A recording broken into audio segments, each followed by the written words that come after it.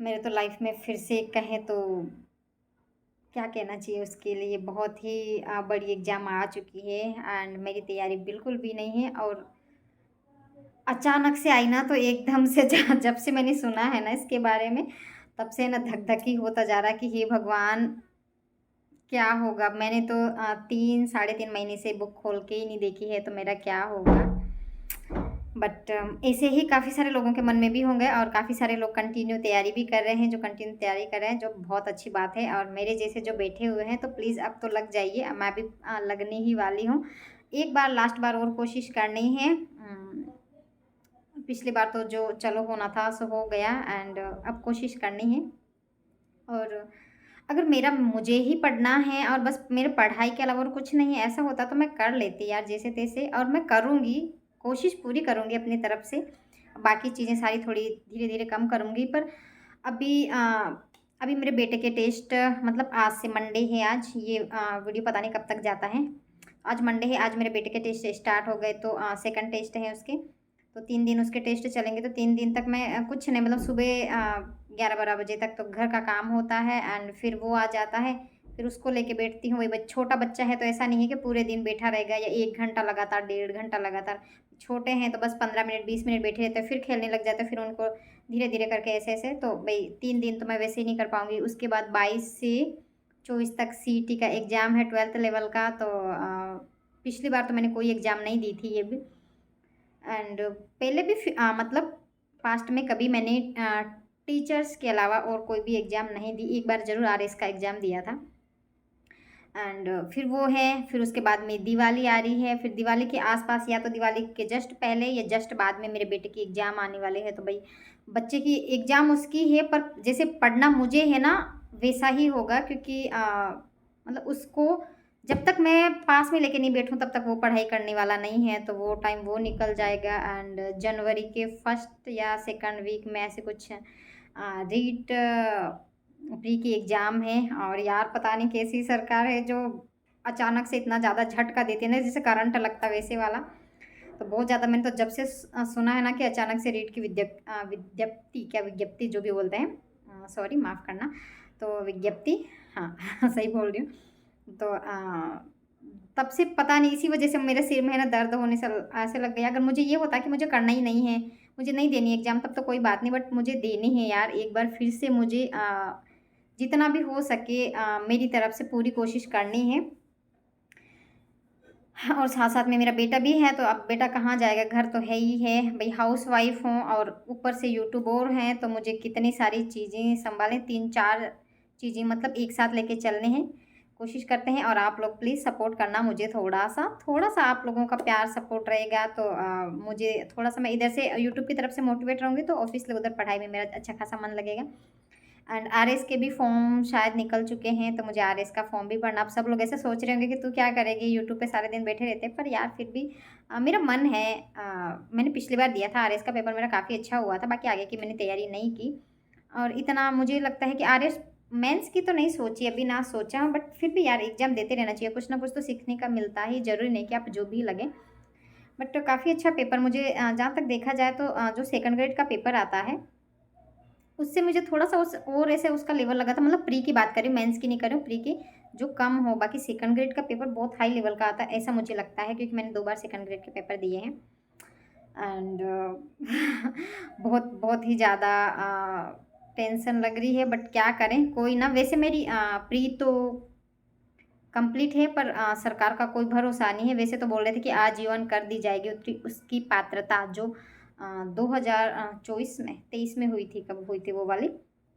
And अब पता नहीं, तो मैं अगर मेरी मतलब पात्रता कंप्लीट है, क्लियर है, तो मैं पात्रता का हिसाब से तो नहीं पढ़ूँगी, मैं अपने मेंस को लेके ही पढ़ूँगी, क्योंकि मेंस में वही साइंस मैथ तो पढ़ना ही पढ़ना है, तो वो हो जाएगा। साइकोलॉजी पढ़नी ही है एंड मैं इधर से ये छोड़ दूँगी, जिसे प्री में ये आता ना कि लैंग्वेज, फर्स्ट सेकंड लैंग्वेज आते हैं, जो कोई हिंदी इंग्लिश भरता है, कोई हिंदी पंजाबी, कोई हिंदी संस्कृत वगैरह जो भी है। तो ये वाला तो ये मैं नहीं पढ़ूँगी, मैं मेंस को लेके ही पढ़ूँगी। अगर एग्ज़ाम देनी भी रही अगर ऐसा हुआ एग्ज़ाम तो दूँगी ऑब्वियसली, अगर ये बोल भी दे सरकार कि भई पात्र होंगे पिछली बार वाले, आजीवन कर दिया, ऐसे भी बोल दे सरकार तो भी मैं एग्ज़ाम तो दूँगी ही। पता नहीं सरकार कब क्या बदल जाए, कर जाए तो, और इतना पास तो हो ही जाएँगे क्योंकि उसमें नेगेटिव मार्किंग नहीं होती करती है। पर टेंशन इतनी ज़्यादा हाई हो गई ना, पूछो ही मत। अब क्या करूँ, क्या नहीं करूँ, कुछ भी समझ में नहीं आ रहा है। और बाकी सब लोग बोल रहे हैं कि पहले का पढ़ा हुआ भी तो है, पर यार सिलेबस में भी तो चेंजेस करते ही रहते हैं, थोड़ा इधर का, थोड़ा इधर का। बाकी जीके तो मैं कर लूँगी, साइंस का भी थर्ड ग्रेड के लिए तो हो सकता है। बाकी कुछ-कुछ चीज़ें जैसे मुझे मैं प्री का साइकोलॉजी का दे के आई थी ना, तो मुझे लगता था साइकोलॉजी बहुत अच्छी है। जब मेंस में साइकोलॉजी दी तो ऐसा मुझे लगा कि मैंने कभी साइकोलॉजी पढ़ी ही नहीं, तो साइकोलॉजी के भी कभी-कभार इतने ऐसे क्वेश्चन आ जाते हैं ना कि ऐसा लगता है कि क्या करें, इसमें कुछ भी समझ में नहीं आता, तो भई ऐसे प्रे कर जाते हैं। तो बहुत ही ज़्यादा, और इतनी सारी एग्ज़ाम इसके बीच में, फिर पशु परिचर का भी वो भी वो भी मैंने फॉर्म फिल करा है। इस बार सारी एग्ज़ाम देनी, छोड़नी एक भी नहीं है। तैयारी चलो बीच-बीच में थोड़ी बहुत चलती रहती है, एंड थोड़ी बहुत स्टार्ट करूँगी अब मैं। हार नहीं मानने वाली हूँ यार। ऐसे पहले से एग्ज़ाम देने से पहले हार मान ले तो कैसे क्या। बाकी हाँ, पहले से काफ़ी सारी चीज़ें हैं, जैसे मैं सीईटी का एग्ज़ाम दे के आई हूँ। ऐसा नहीं कि भई सारे तुक्के सही हो जाते हैं। काफ़ी अच्छा पेपर हुआ मेरा ग्रेजुएशन लेवल वाला, और ये वाला भी शायद अगर बाँसवाड़ा डिस्ट्रिक्ट में आया तो बाँसवाड़ा डिस्ट्रिक्ट में मेरा ससुराल ही है, तो मैं जाऊँगी। तो शायद इस वजह से मुझे दीपावली भी घर पे नहीं मनाने को मिलेगी। मेरी तरह किस-किस की हार्ट बीट बढ़ी है अचानक रीट की विज्ञप्ति को लेके। और ऐसा अ, हमारे राजस्थान में मतलब जो रीट की विज्ञप्ति है ना, जैसे विज्ञप्ति निकलती है, एग्ज़ाम होता करता, तो बच्चा-बच्चा, छोटे बच्चे से लेकर बड़ा बुजुर्ग सबको पता चल जाता कि भई राजस्थान में एग्ज़ाम हो रही है। कोई पता नहीं, इतना हा-हल्ला होता ना इस एग्ज़ाम को लेकर, इतनी हाइलाइट हो जाती है ना बहुत ही ज़्यादा। तो आधा तो इसी वजह से डर लगने लगता है कि कैसे होगा, क्या होगा, ऐसे। और इतने दिन से तो मैं सोच रही थी कि मुझे अब पढ़ाई नहीं करनी, पर जैसे ही एग्ज़ाम विज्ञप्ति आई और मुझे पता लगा कि भई, पहले तो मैं अचानक से डर गई करके, फिर मुझे लगा कि नहीं यार, मुझे कोशिश तो करनी चाहिए भई, थोड़ा-सा टाइम निकालते हैं। एक बार और कोशिश करके देख लेते हैं। बाकी जो होगा सो देखा जाएगा। बाकी कोशिश करूँगी अपनी तरफ से, मेहनत पूरी। एंड साथ-साथ में मेरे बेटे को भी लेके चलना है, एंड मेरी फैमिली को लेके भी चलना है, और फिर आप सब लोगों को, मेरी यूट्यूब फैमिली, आप लोगों को कैसे छोड़ सकती हूँ, मैं यूट्यूब को कैसे छोड़ सकती हूँ। तो बस, और कई सारे लोग मज़ाक भी बनाएँगे कि हाँ, ये क्या पढ़ लेगी, कर लेगी, पर अपन जानते हैं अब खुद से ज़्यादा तो कोई नहीं जान सकता कि अपन को कितना क्या आता है। अ, अपन कितने गहरे पानी में हैं, कितना किसी भी चीज़ को लेके, पढ़ाई को लेके ना, किसी भी चीज़ को लेके कि भी खुद से ज़्यादा कोई नहीं जान सकता है, अपना बहुत करीबी भी, कि अपन कितने अच्छे हैं, कितने बुरे हैं। सो बस वैसे तो अ अगर जनवरी में होता, फरवरी, मार्च, अप्रैल, मई, जून तक शायद मेंस की भी, तो अभी से तैयारी करें तो यार, अगर सही ढंग से प्रॉपर तरीके से सिलेबस के अकॉर्डिंग चले ना, थोड़ी-सी मैं हँसी-मज़ाक से हट के बात कर लेती हूँ कि सिलेबस को साथ में लेके टॉपिक वाइज़ सिलेबस के अकॉर्डिंग थोड़ा-सा ऐसे पढ़ने बैठे तो सिर्फ़ पढ़ने ही बैठे, उसके हिसाब से चलें तो टाइम ही हो सकता है। ऐसा नहीं है कि कुछ लोग बहुत कम समय में भी पढ़ के जो चीज़ें भई जो सिलेबस में दे रखा उसके हिसाब से चल के, बाकी तो अपन जो कोचिंग वाले पढ़ा रहे, बहुत सारी बुक्स आ जाती है, तो उस सिलेबस का कुछ अता-पता नहीं है, आप सारी-सारी बुक्स पढ़ लेते हैं और फिर पता ही नहीं चलता इतना पढ़ा और आया कहाँ से, तो ऐसा तो नहीं। अगर हम सिलेबस के हिसाब से चलें करें तो काफ़ी कुछ कर सकते हैं। तो बस मैं भी थोड़ी-थोड़ी वैसे आप सब लोगों को पता ही होगा, जो लोग मेरे लाइव में जुड़ते करते हैं, मुझसे जुड़े हुए हैं, तो मुझे लगता है कि काफ़ी सारे लोग, मतलब सबको पता है करीब-करीब के मैं लाइव वगैरह भी करती हूँ, तो मैंने लाइव की टाइमिंग भी कम कर दी है, 1 घंटा है। तो प्लीज़ आप लोग कम से कम 1 घंटे के अंदर तो आ जाइएगा, कम से कम लाइक तो कर दीजिए, मुझे अच्छा लगेगा। एंड आज तो कोई भी लोग नहीं आए थे, कोई ना, काम होता है सबका, और ज़्यादातर मेरे लाइव में स्टूडेंट वगैरह हैं, आधे तो 12th से भी छोटे बच्चे हैं, तो उनकी हाफ ईयरली एग्ज़ाम आने वाली है हमारे राजस्थान में, तो बाकी स्टेट का मुझे नहीं पता है।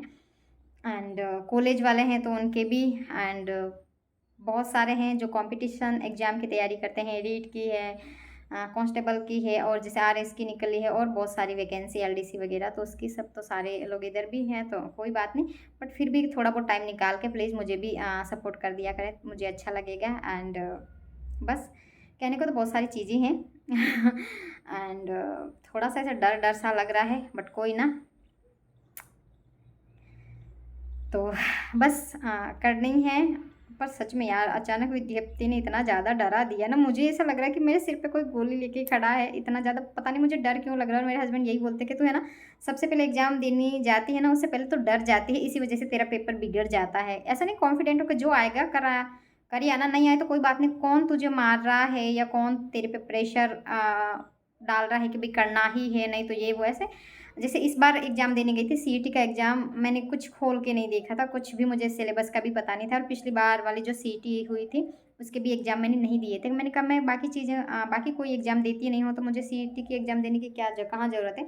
मैं तो सिर्फ टीचिंग लाइन के एग्ज़ाम देती हूँ। सो इस बार मेरे हस्बैंड ने बोला कि चलो दे देते हैं, क्या घूम के भी आ जाएंगे ऐसे। तो मैं बिल्कुल फ्री माइंड से गई करी एंड मेरे काफ़ी अच्छा स्कोर बन रहा है, कर रहा है। तो वैसे बोलते कि तू पढ़ती है, तुझे याद भी होता, पर तू इतना वो हड़बड़ी में हो जाती कि अरे यार मेरा पेपर नहीं छूट जाएगा, अरे यार मतलब पता नहीं कहाँ से आ जाएगा, ये क्या इसमें ऐसा, मतलब इतना सारा माइंड इतना एक्स्ट्रा दौड़ाती है ना कि ओवर थिंकिंग जैसे मैं बहुत ज़्यादा हूँ वो।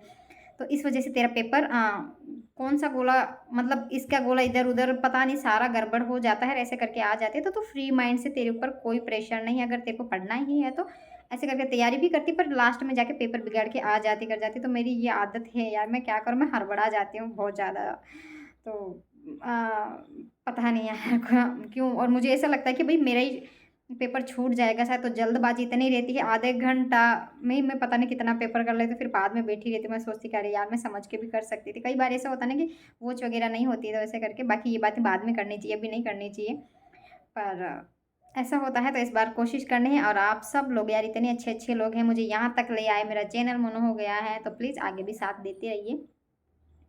एंड मेरा घर, मेरा परिवार, आप भी मेरे घर परिवार ही हैं। एंड यूट्यूब एंड साथ में स्टडी भी करनी है, तो आई होप कि सब लोग साथ देंगे एंड हम सफल होंगे और आप भी सफल होंगे। तो चलो मिलते हैं नेक्स्ट टॉपिक के साथ में, तब तक के लिए bye bye and take care, thank you so much.